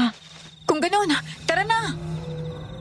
Pagkatapos naming magkasundo kung anong oras magkikita, ay nauna na rin akong umalis. Tinakbo ko ang loob ng gubat. Sobrang bigat ng pakiramdam ko, Madam Venus, dahil sa pag-aalala para sa binata. Juan? Juan, nasan ka? Juan? Nandito ka ba? Juan! Nasan ka na ba, Juan? Nag-aalala na ako sa'yo. Baka may kung anong nangyari sa'yo. Nasa 1 oras na po akong lumalakad sa loob ng kagubatan bago nagpasyang umalis na roon. Wala po kasing kahit anino man lang ng binata. Hindi siguro siya roon nagpunta. Bago ako tuluyang lumabas ng gubat, ay muli ko na namang naramdaman ang kakaibang pakiramdam na parang may nakatingin sa akin.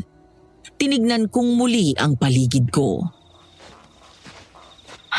Kung sino ka man, sisiguraduhin kong pagsisisihan mo kapag nasaktan si Juan. Mika! Oh, bakit nandito ka? Nasaan si Lolo? Hinahanap kita kanina pa. May nakapagsabi sa amin na nakita raw nila si Joan na nagpunta sa malaking bahay. Sa bahay malapit sa gubat? Oo. Bakit? Kilala mo ba kung sino nakatira roon? Hindi, pero nakita ko. At sandali namin siyang nakausap ni Juan. Hindi lang magandang pakiramdam ko sa kanya. Hindi magandang pakiramdam o nagsiselos? Nasabi sa amin na maganda raw at bata pa. Kahit na nasa 40s na siya. Hindi ako nagsiselos sa kanya, Jai. Tanging kutob ko lamang talaga yon. Tsaka, wala namang dapat ikaselos lalo pat hindi naman kami ng pinsan mo. Hindi kayo. Pero pinangahawakan mo yung pangako niya sa'yo. Paano mo nalaman yon? Tsaka, Siyempre, kalaro niyo ako eh. Tsaka sinabi niya sa amin yon noong bago siya umalis na pakakasalang kang araw niya. hindi naman niya naaalala yon, Jai. Kung totoo, bakit hindi niya binabanggit? Isa pa, tinanong ko siya kanina kung gusto niya akong pakasalan. Tapos hindi siya sumagot. Ay, sorry Mika. Pero si Joan kasi parang may go. Jai, tama na.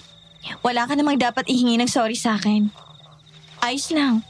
Siguro mabuti na rin itong na-realize ko na hindi magkakatotoo yung binitawan niyang pangako sa akin noon. Napangakong pambata lang yon. Ang mabuti pa, bilisan na natin ang lakad para makarating agad tayo ron. Mabuti na lamang po at hindi sumagot pa si JJ, Madam Venus. Baka po kasi mag-iiyak na lang talaga ako. Pero habang naglalakad kami papunta sa malaking bahay, ay biglang kumapal ang ulap sa kalangitan. Napakunot noo ako at nilingon si JJ na nagtataka rin. Uulan ba? Hindi ko matukoy, Jai. Parang pati ang langit nagbibigay babala. Hayaan na. Palapit naman na tayo eh. Ayun na oh. Nakikita ko na si Lolo. Lo! Mabuti at naandyan na kayo. Mika, may nakapagsabi sa akin, dito raw nila huling nakita si Joan. Kaya pumunta na kami rito. Pero kanina pa ako tumatawag pero walang sumasagot. Ako na pong bahala, Lolo. Hindi pa man po ako natatapos sa sinasabi ko, ay biglang bumukas na po ang malaking gate. Lumabas ang isang babae na nakatapis lang ng isang robe at mukhang patulog na. Sino sila? Ako ang lolo ni Joan. May nakapagsabi sa akin dito raw nila huling nakita ang apo ko. Naandyan pa ba siya? Nandito siya kanina. Tinulungan niya akong buhatin ang ibang gamit ko papanik sa second floor. Pero wala na siya rito ngayon. Kaninang hapon pa siya umalis na mabayaran ko na. Hindi nagpapabayad si Juan, miss. Baka nasa loob siya ng bakuran at... Wala nga! Ba't ba mas marunong ka pa sa akin na may-ari ng bahay? Malalaman ko kung nasa loob ba. Anong... Nang maramdaman ko pong may kakaiba sa babaeng ito, ay sigurado na akong merong kakaiba sa kanya. At para sabihing tinanggap ni Joan ang bayad sa pagtulong ay hindi ko paniniwalaan. Nang marinig namin ang malakas na kalabog na nanggagaling sa malaking bahay, ay mas lalong tumibay ang kutob ko. Walang paalam akong dumaan sa gilid nito at tinakbo papasok ang bahay. Narinig ko ang pagsigaw nila, ngunit hindi ako huminto. Hoy! Trespassing ka! Magpapatawag ako ng pulis! Bawal ang pumasok! Juan? Juan, nandyan ka ba? Juan? Pagpasok ko sa loob ng bahay, ay sinigaw ko agad ang pangalan ni Joan. Kasabay po noon ay ang mga impit na sigaw, galit sa isang kwarto. May bumagsak pa roon at pilit kinakalabog ang pinto. Lumapit ako sa pinto at binuksan yon. Napasigaw ako nang makita si Joan na pawis habang nakatali ang kamay at paa. Samantalang may nakatakip sa bibig nito para hindi makagawa ng ingay.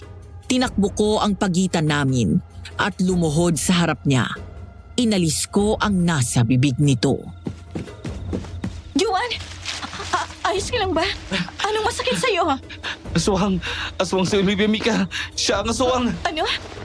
Kaya ba manasa agad ang amoy ko sa loob ng bahay niya? Kahit mukha itong malinis? Kasi... Nakita ko yung rep niya kanina. Puro lamang loob ng tao. Siya yung pumapatay, Mikaela.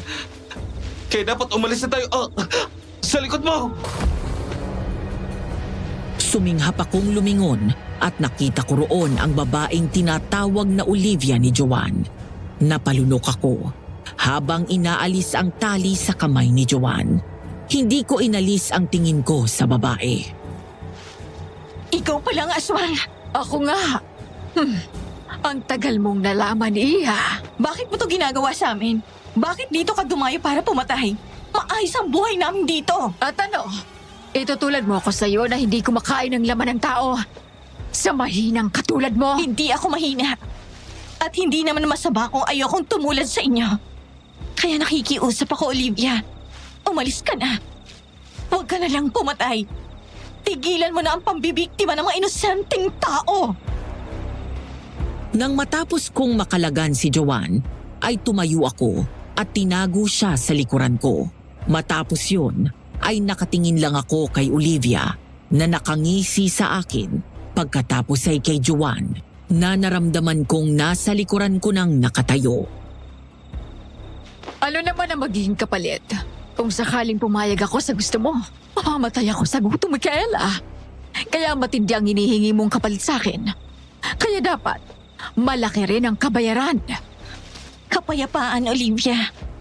Yun lang ang meron ako na maibibigay ko sa'yo.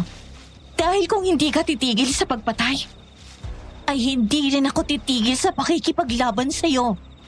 Nakakatawa ka, Micaela. Mas malakas ka sa kanila. Mas nakakaangat ka. Pero mas pinipili mong makibagay sa maihinang nilalang na yan. Ha! Sayang ang kapangyarihan na naipasa sa'yo. Hindi ko ginusto to. Kung magagawa ko lang alisin ang sampang ito, matagal ko nang ginawa. Pero nandito na to, Olivia. Kaya gagamitin ko to laban sa mga katulad mo. Matapang. Yan ang gusto ko. Ngayon para huminto ako sa pagpatay sa kanila. Kulang ang sinasabi mong kapayapaan. Ang gusto ko ay siya. Tumaas ang kamay nito at tinuro ang likuran ko. Nanigas ang katawan ko sa gusto niyang sabihin. Mariin kong kinuyom ang kamao ko. Gusto ko siya, Micaela. Malaking hinihingi. Malaking kabayaran. Hindi siya as na pwedeng ipamigay kapag hiningi, Olivia. Tao siya. At hindi ako papayag na mapasayo siya. Kung ganon, nakapagpasya ka na. Tumakbo na lang muna tayo, Micaela. Hindi mo pa kaya makipaglaban sa kanya. May sugat ka ba? Sasagutin ko sana si Joan, pero nagulat na po ako, Madam Venus, nang biglang magbagong anyo si Olivia. Napaatras kami ni Joan. Naging isang ganap na pong aswang si Olivia. Mapayat at matangkad ang pangangatawan. Umaalingasaw din mula rito ang mabahong amoy. Ipinakita niya sa amin ang matatalim niyang kuko bago tumakbo at sumugod sa amin. Bago pa siya makalapit, ay marahas kong tinulak palayo si Joanne bago ako nagbagong anyo. Hindi ko gustong maging aswang sa harapan ni Joanne, pero kailangan. Ang itsura ko po kasi ay halos katulad ni Olivia, Madam Venus. Ang pagkakaiba lang namin ay mas maliit ako sa kanya. Gumanti ako ng pagsugod at inasinta ang kanyang dibdib. Akma kong isasaksak ang aking kamay doon para kunin ang puso nito nang marahas niyang kagatin ang braso ko. Dahil sa biglang pagsigaw ni Joanne sa pangalan ko, ay napatingin ako sa kanya. Nakita ko itong nasa may pinto na po. Ginawa rin yung dahilan ni Olivia para magawa akong paibabawan. Habang tinatanggap ang kalmot nito at iba pang pananakit, ay nakatingin ang mata ko sa papalayong si Joanne. Micaela, tayo na! Pinagtatanggol mo ang katulad niya!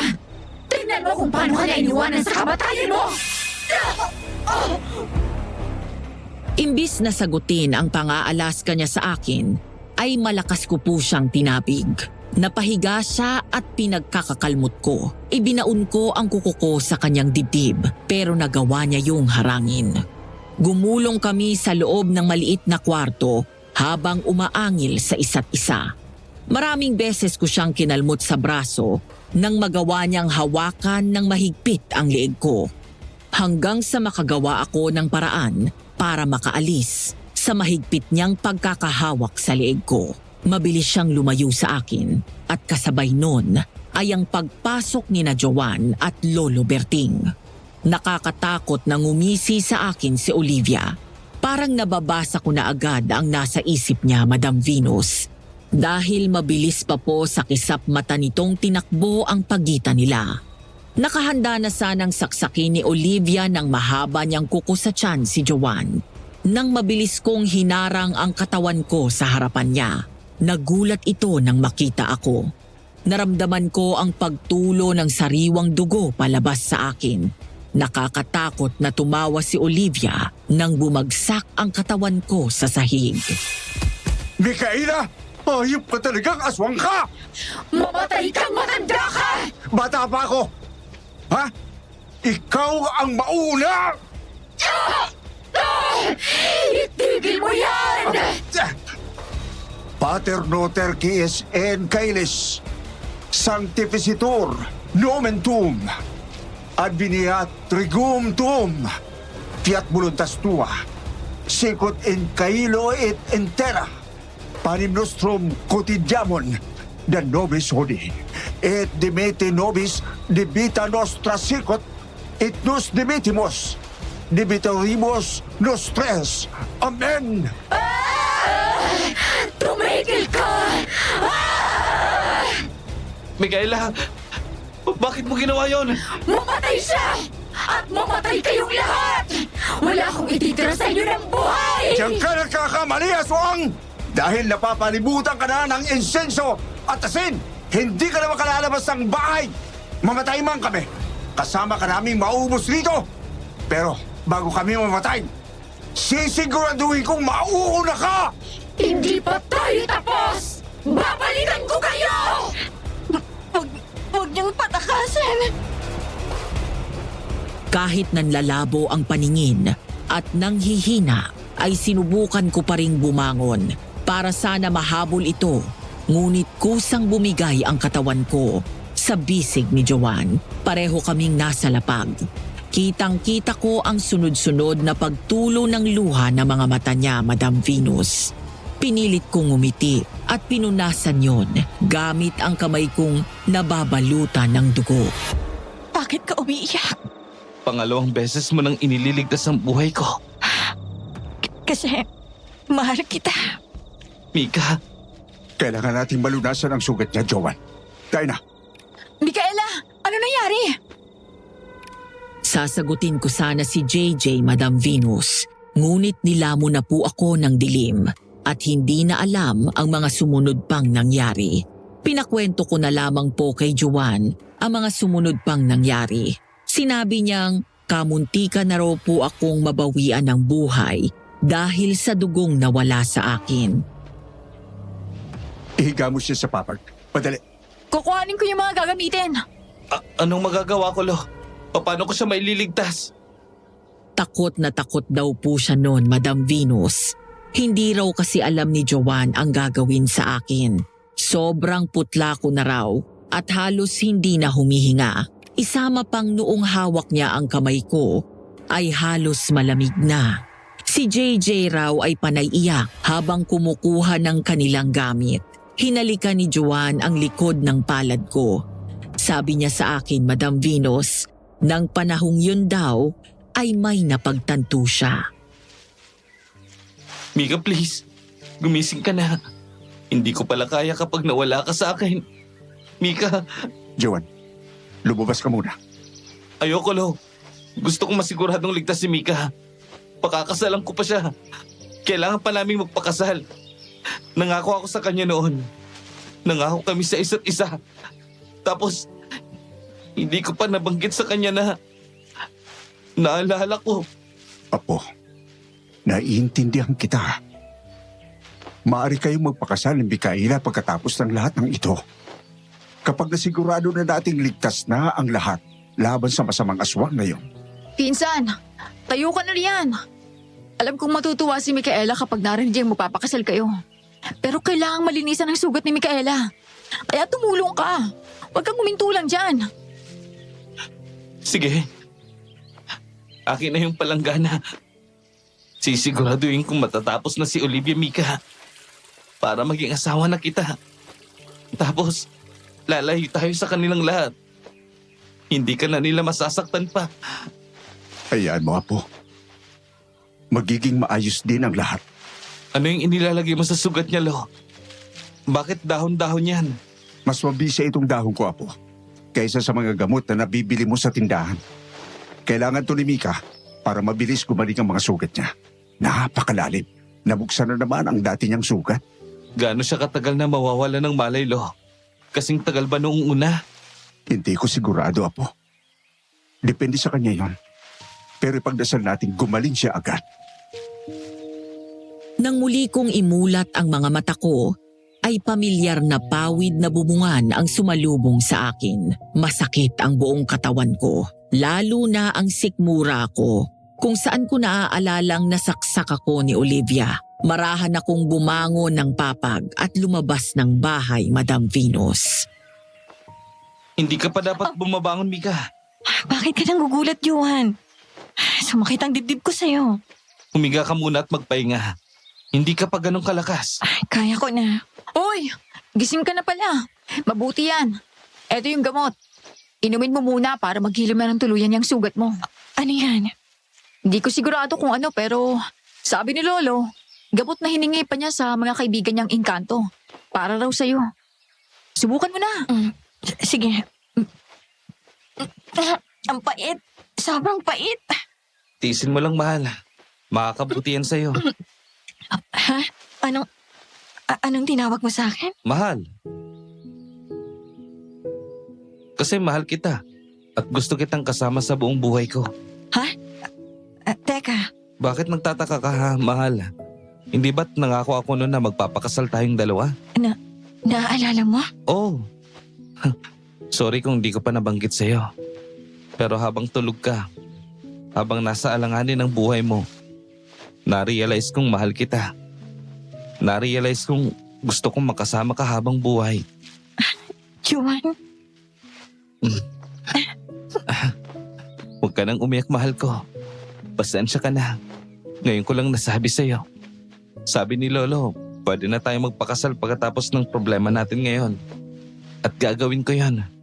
Gagawin natin. Payag ako, Johan. Magpakasal tayo. Nakangiti akong niyakap ng mas mahigpit ni Joanne. Saktong pagpasok naman po ni Lolo Berting, nakangiti siya sa amin.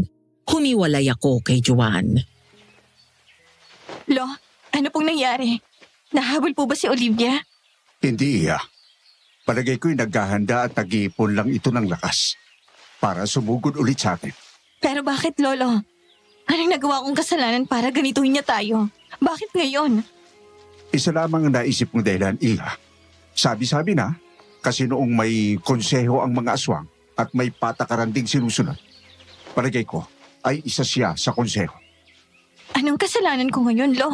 Bakit? Hindi ko sigurado, Iya.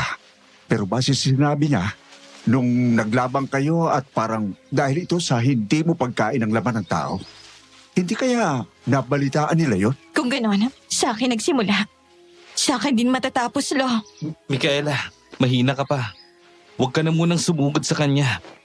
Hindi pa nga natin alam kung nasan siya. May palagay akong alam ko kung nasan siya. Saan? Saan? Agad kaming nagtungo sa gubat. Sinenyasan ko sina Lolo Berting na magtago sa malalaking puno para hindi agad sila makita. Tinaguan nila ako bago lumakad palayo. Nilingon ko si Juan. Mag-iingat ka. Oo, mahal ko. Mag-iingat ka rin.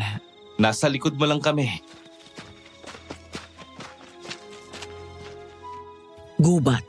Ito ang unang pumasok sa isip ko nang makatakas po sina Olivia sa amin, Madam Venus. Dahil sa puso lamang ng gubat, mayroong lugar na hindi masisinaga ng liwanag. Huminto ako sa paglalakad nang nasa gitna na ako. Olivia! Olivia! Alam kong naririto ka! Lumabas ka! Magpakita ka sa akin! Magaling, Micaela. Mabutit nakapunta ka. Marahang lumabas si Olivia mula sa pinakamadilim na parte ng kagubatan.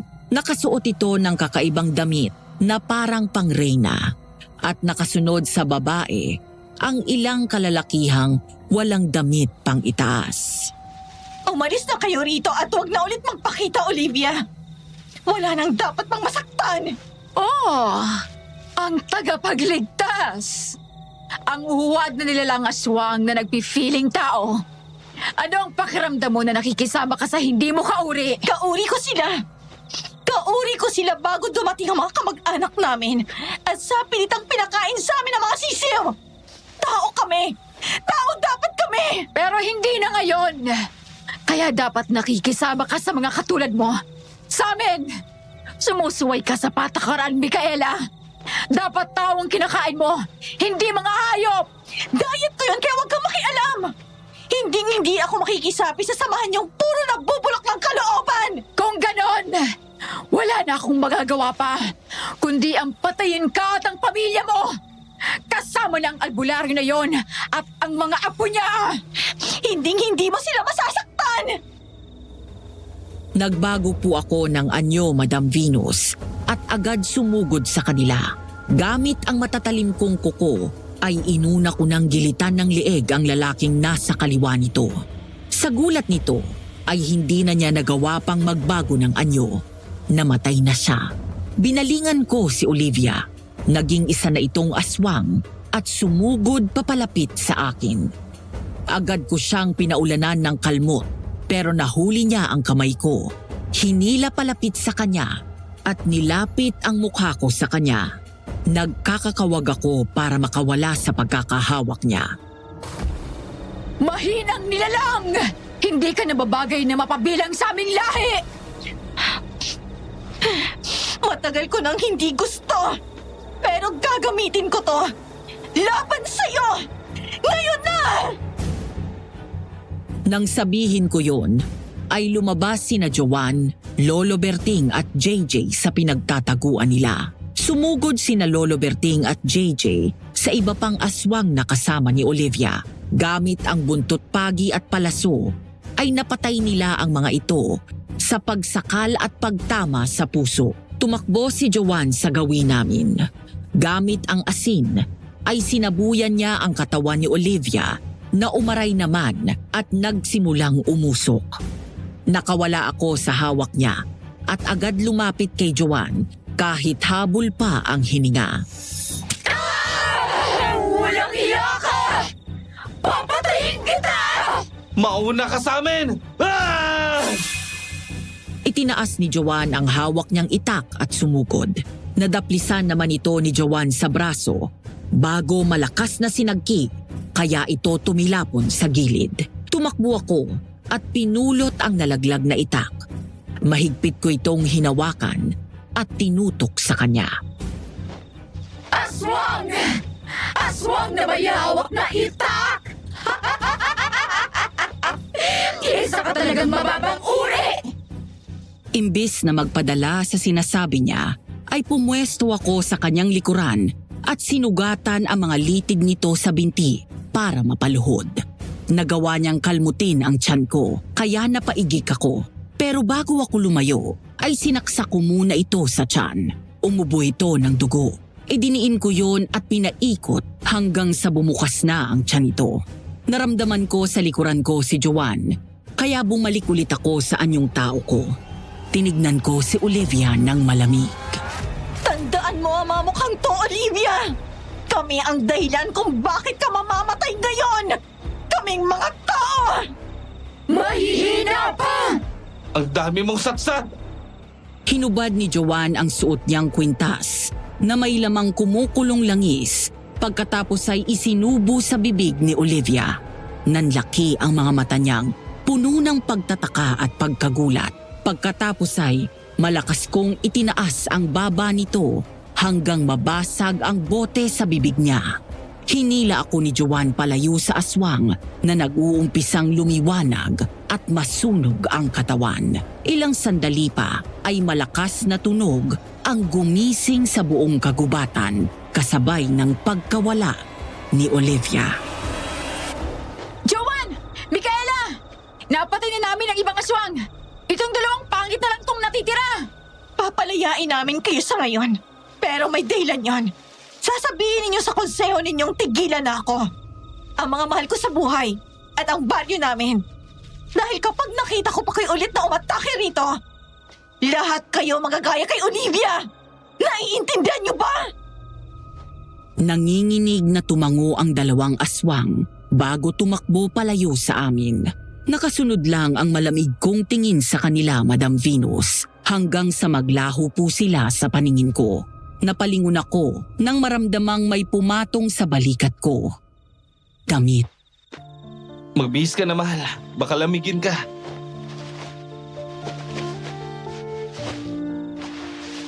Tapos na, Juan. Lola, napatay na natin siya.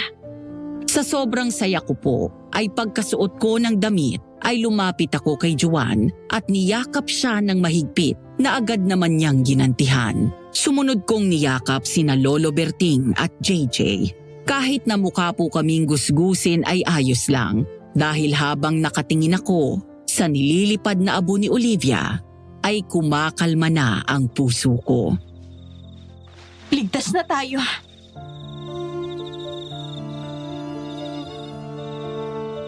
Madam Venus, 1 taon po ang matuling lumipas simula ang mangyaring pagsubok na yon sa buhay namin. At sa loob po ng 12 buwan ay marami na ring naganap. Katulad na lang ng pagpapakilala ko kay Joanne sa aking mga magulang noong hingin niya ang kamay ko para sa kasal naming dalawa na isinagawa po namin mismo sa gubat kung saan niya ako inaya noong bata pa lamang kami. Opo, tinatanggap kong maging kabiyak at asawa si Micaela habang buhay. Nangangako po akong mamahalin ko siya at aalagaan. Tama. Tinatanggap ko po ng buong puso na maging asawa si Joanne. Mamahalin, iintindihin, at aalagaan ko po siya hanggang nabubuhay ako. Yahoo! Hindi ako makapaniwala mag-asawa na kayo ni Joanne. Magpinsan na talaga tayo officially. Ako rin, Jai. Masaya. Hindi ko inakalang matutupad yung dating pangarap ko lang. Apo, ngayon ba ipagmamayabang ko ng apo kita, Micaela? Masaya ako para sa inyo ni Joanne. Salamat, Lolo. Masayang-masaya rin po ako. Matapos po kaming ikasal, ay nagpatayo na kami ng bahay sa gubat, malapit lamang sa bahay ng mga magulang ko at ni na Lolo Berting. Habang ginagawa po yun, ay lumuluwas kami ni Joanne pa Maynila dahil marami raw siyang gustong ipakita sa akin. Nagpunta po kami sa mall at iba't ibang amusement park. Ipinakilala niya rin ako sa mga kamag-anak at kaibigan niya sa Maynila na agad ko namang nakasundo. Ang misis ko naman, abalang-abala sa pagdidilig ng mga halaman niya. Siyempre, asawa ko, para may maibenta tayo at may maipamigay sa kanila. Ang bait-bait mo talaga, mahal. Nang bola ka pa. Gusto mo lang sumama sa akin mamayang gabi eh. Siyempre, misis ko, kailangan kitang protektahan habang nagbabantay ka ng baryo. Lumawak ang pagkakangiti ko nang maramdaman ang pagkayakap ni Joanne sa aking bewang. Simula po nang sumugod sina Olivia rito sa amin, ay naging maalam na po ako, Madam Venus. Mas naging maigi ang pagbabantay ko sa aming lugar. At di tulad noon na kinakasuklaman ko kung ano ako, ngayon po ay gusto at tanggap ko na ang pagiging aswang ko. Dahil parte na ito ng pagkatao ko. Isa pa, malaking tulong si Joanne para tanggapin ko kung sino at ano talaga ako. Hindi niya sinabing magbago ako, Madam Venus. Nakaalalay at suporta lang po siya sa akin. Minsan nga ay siya pa ang gumagawa ng mga pagkain ko, paghiwa sa hilaw na karne at kung ano-ano pa. Natutunan ko na pong mahalin ang sarili ko sa kabila ng katotohanang aswang ako. Ang pagtanggap ko sa sarili kong katauhan ngayon, ang rason kung bakit din po masaya ang buhay ko. Kaya ako may kapayapaan. Maraming salamat nga po pala kung sakaling mapipili ninyo ang sulat na ipinadala ko sa inyo. Palagi po akong umaasa na sana marinig ko naman sa inyong YouTube channel ang story namin ng asawa ko. Pero kung kayo ang tatanungin ko, kung maaalis ang isang bahagi ng katauhan ninyo, gagawin nyo ba? O ikikip nyo ang sarili nyo? Kasi kung titignan sa ibang banda, para rin siyang pag-alis ng isang taong naging bahagi na ng buhay natin, natutunan na nating mahalin.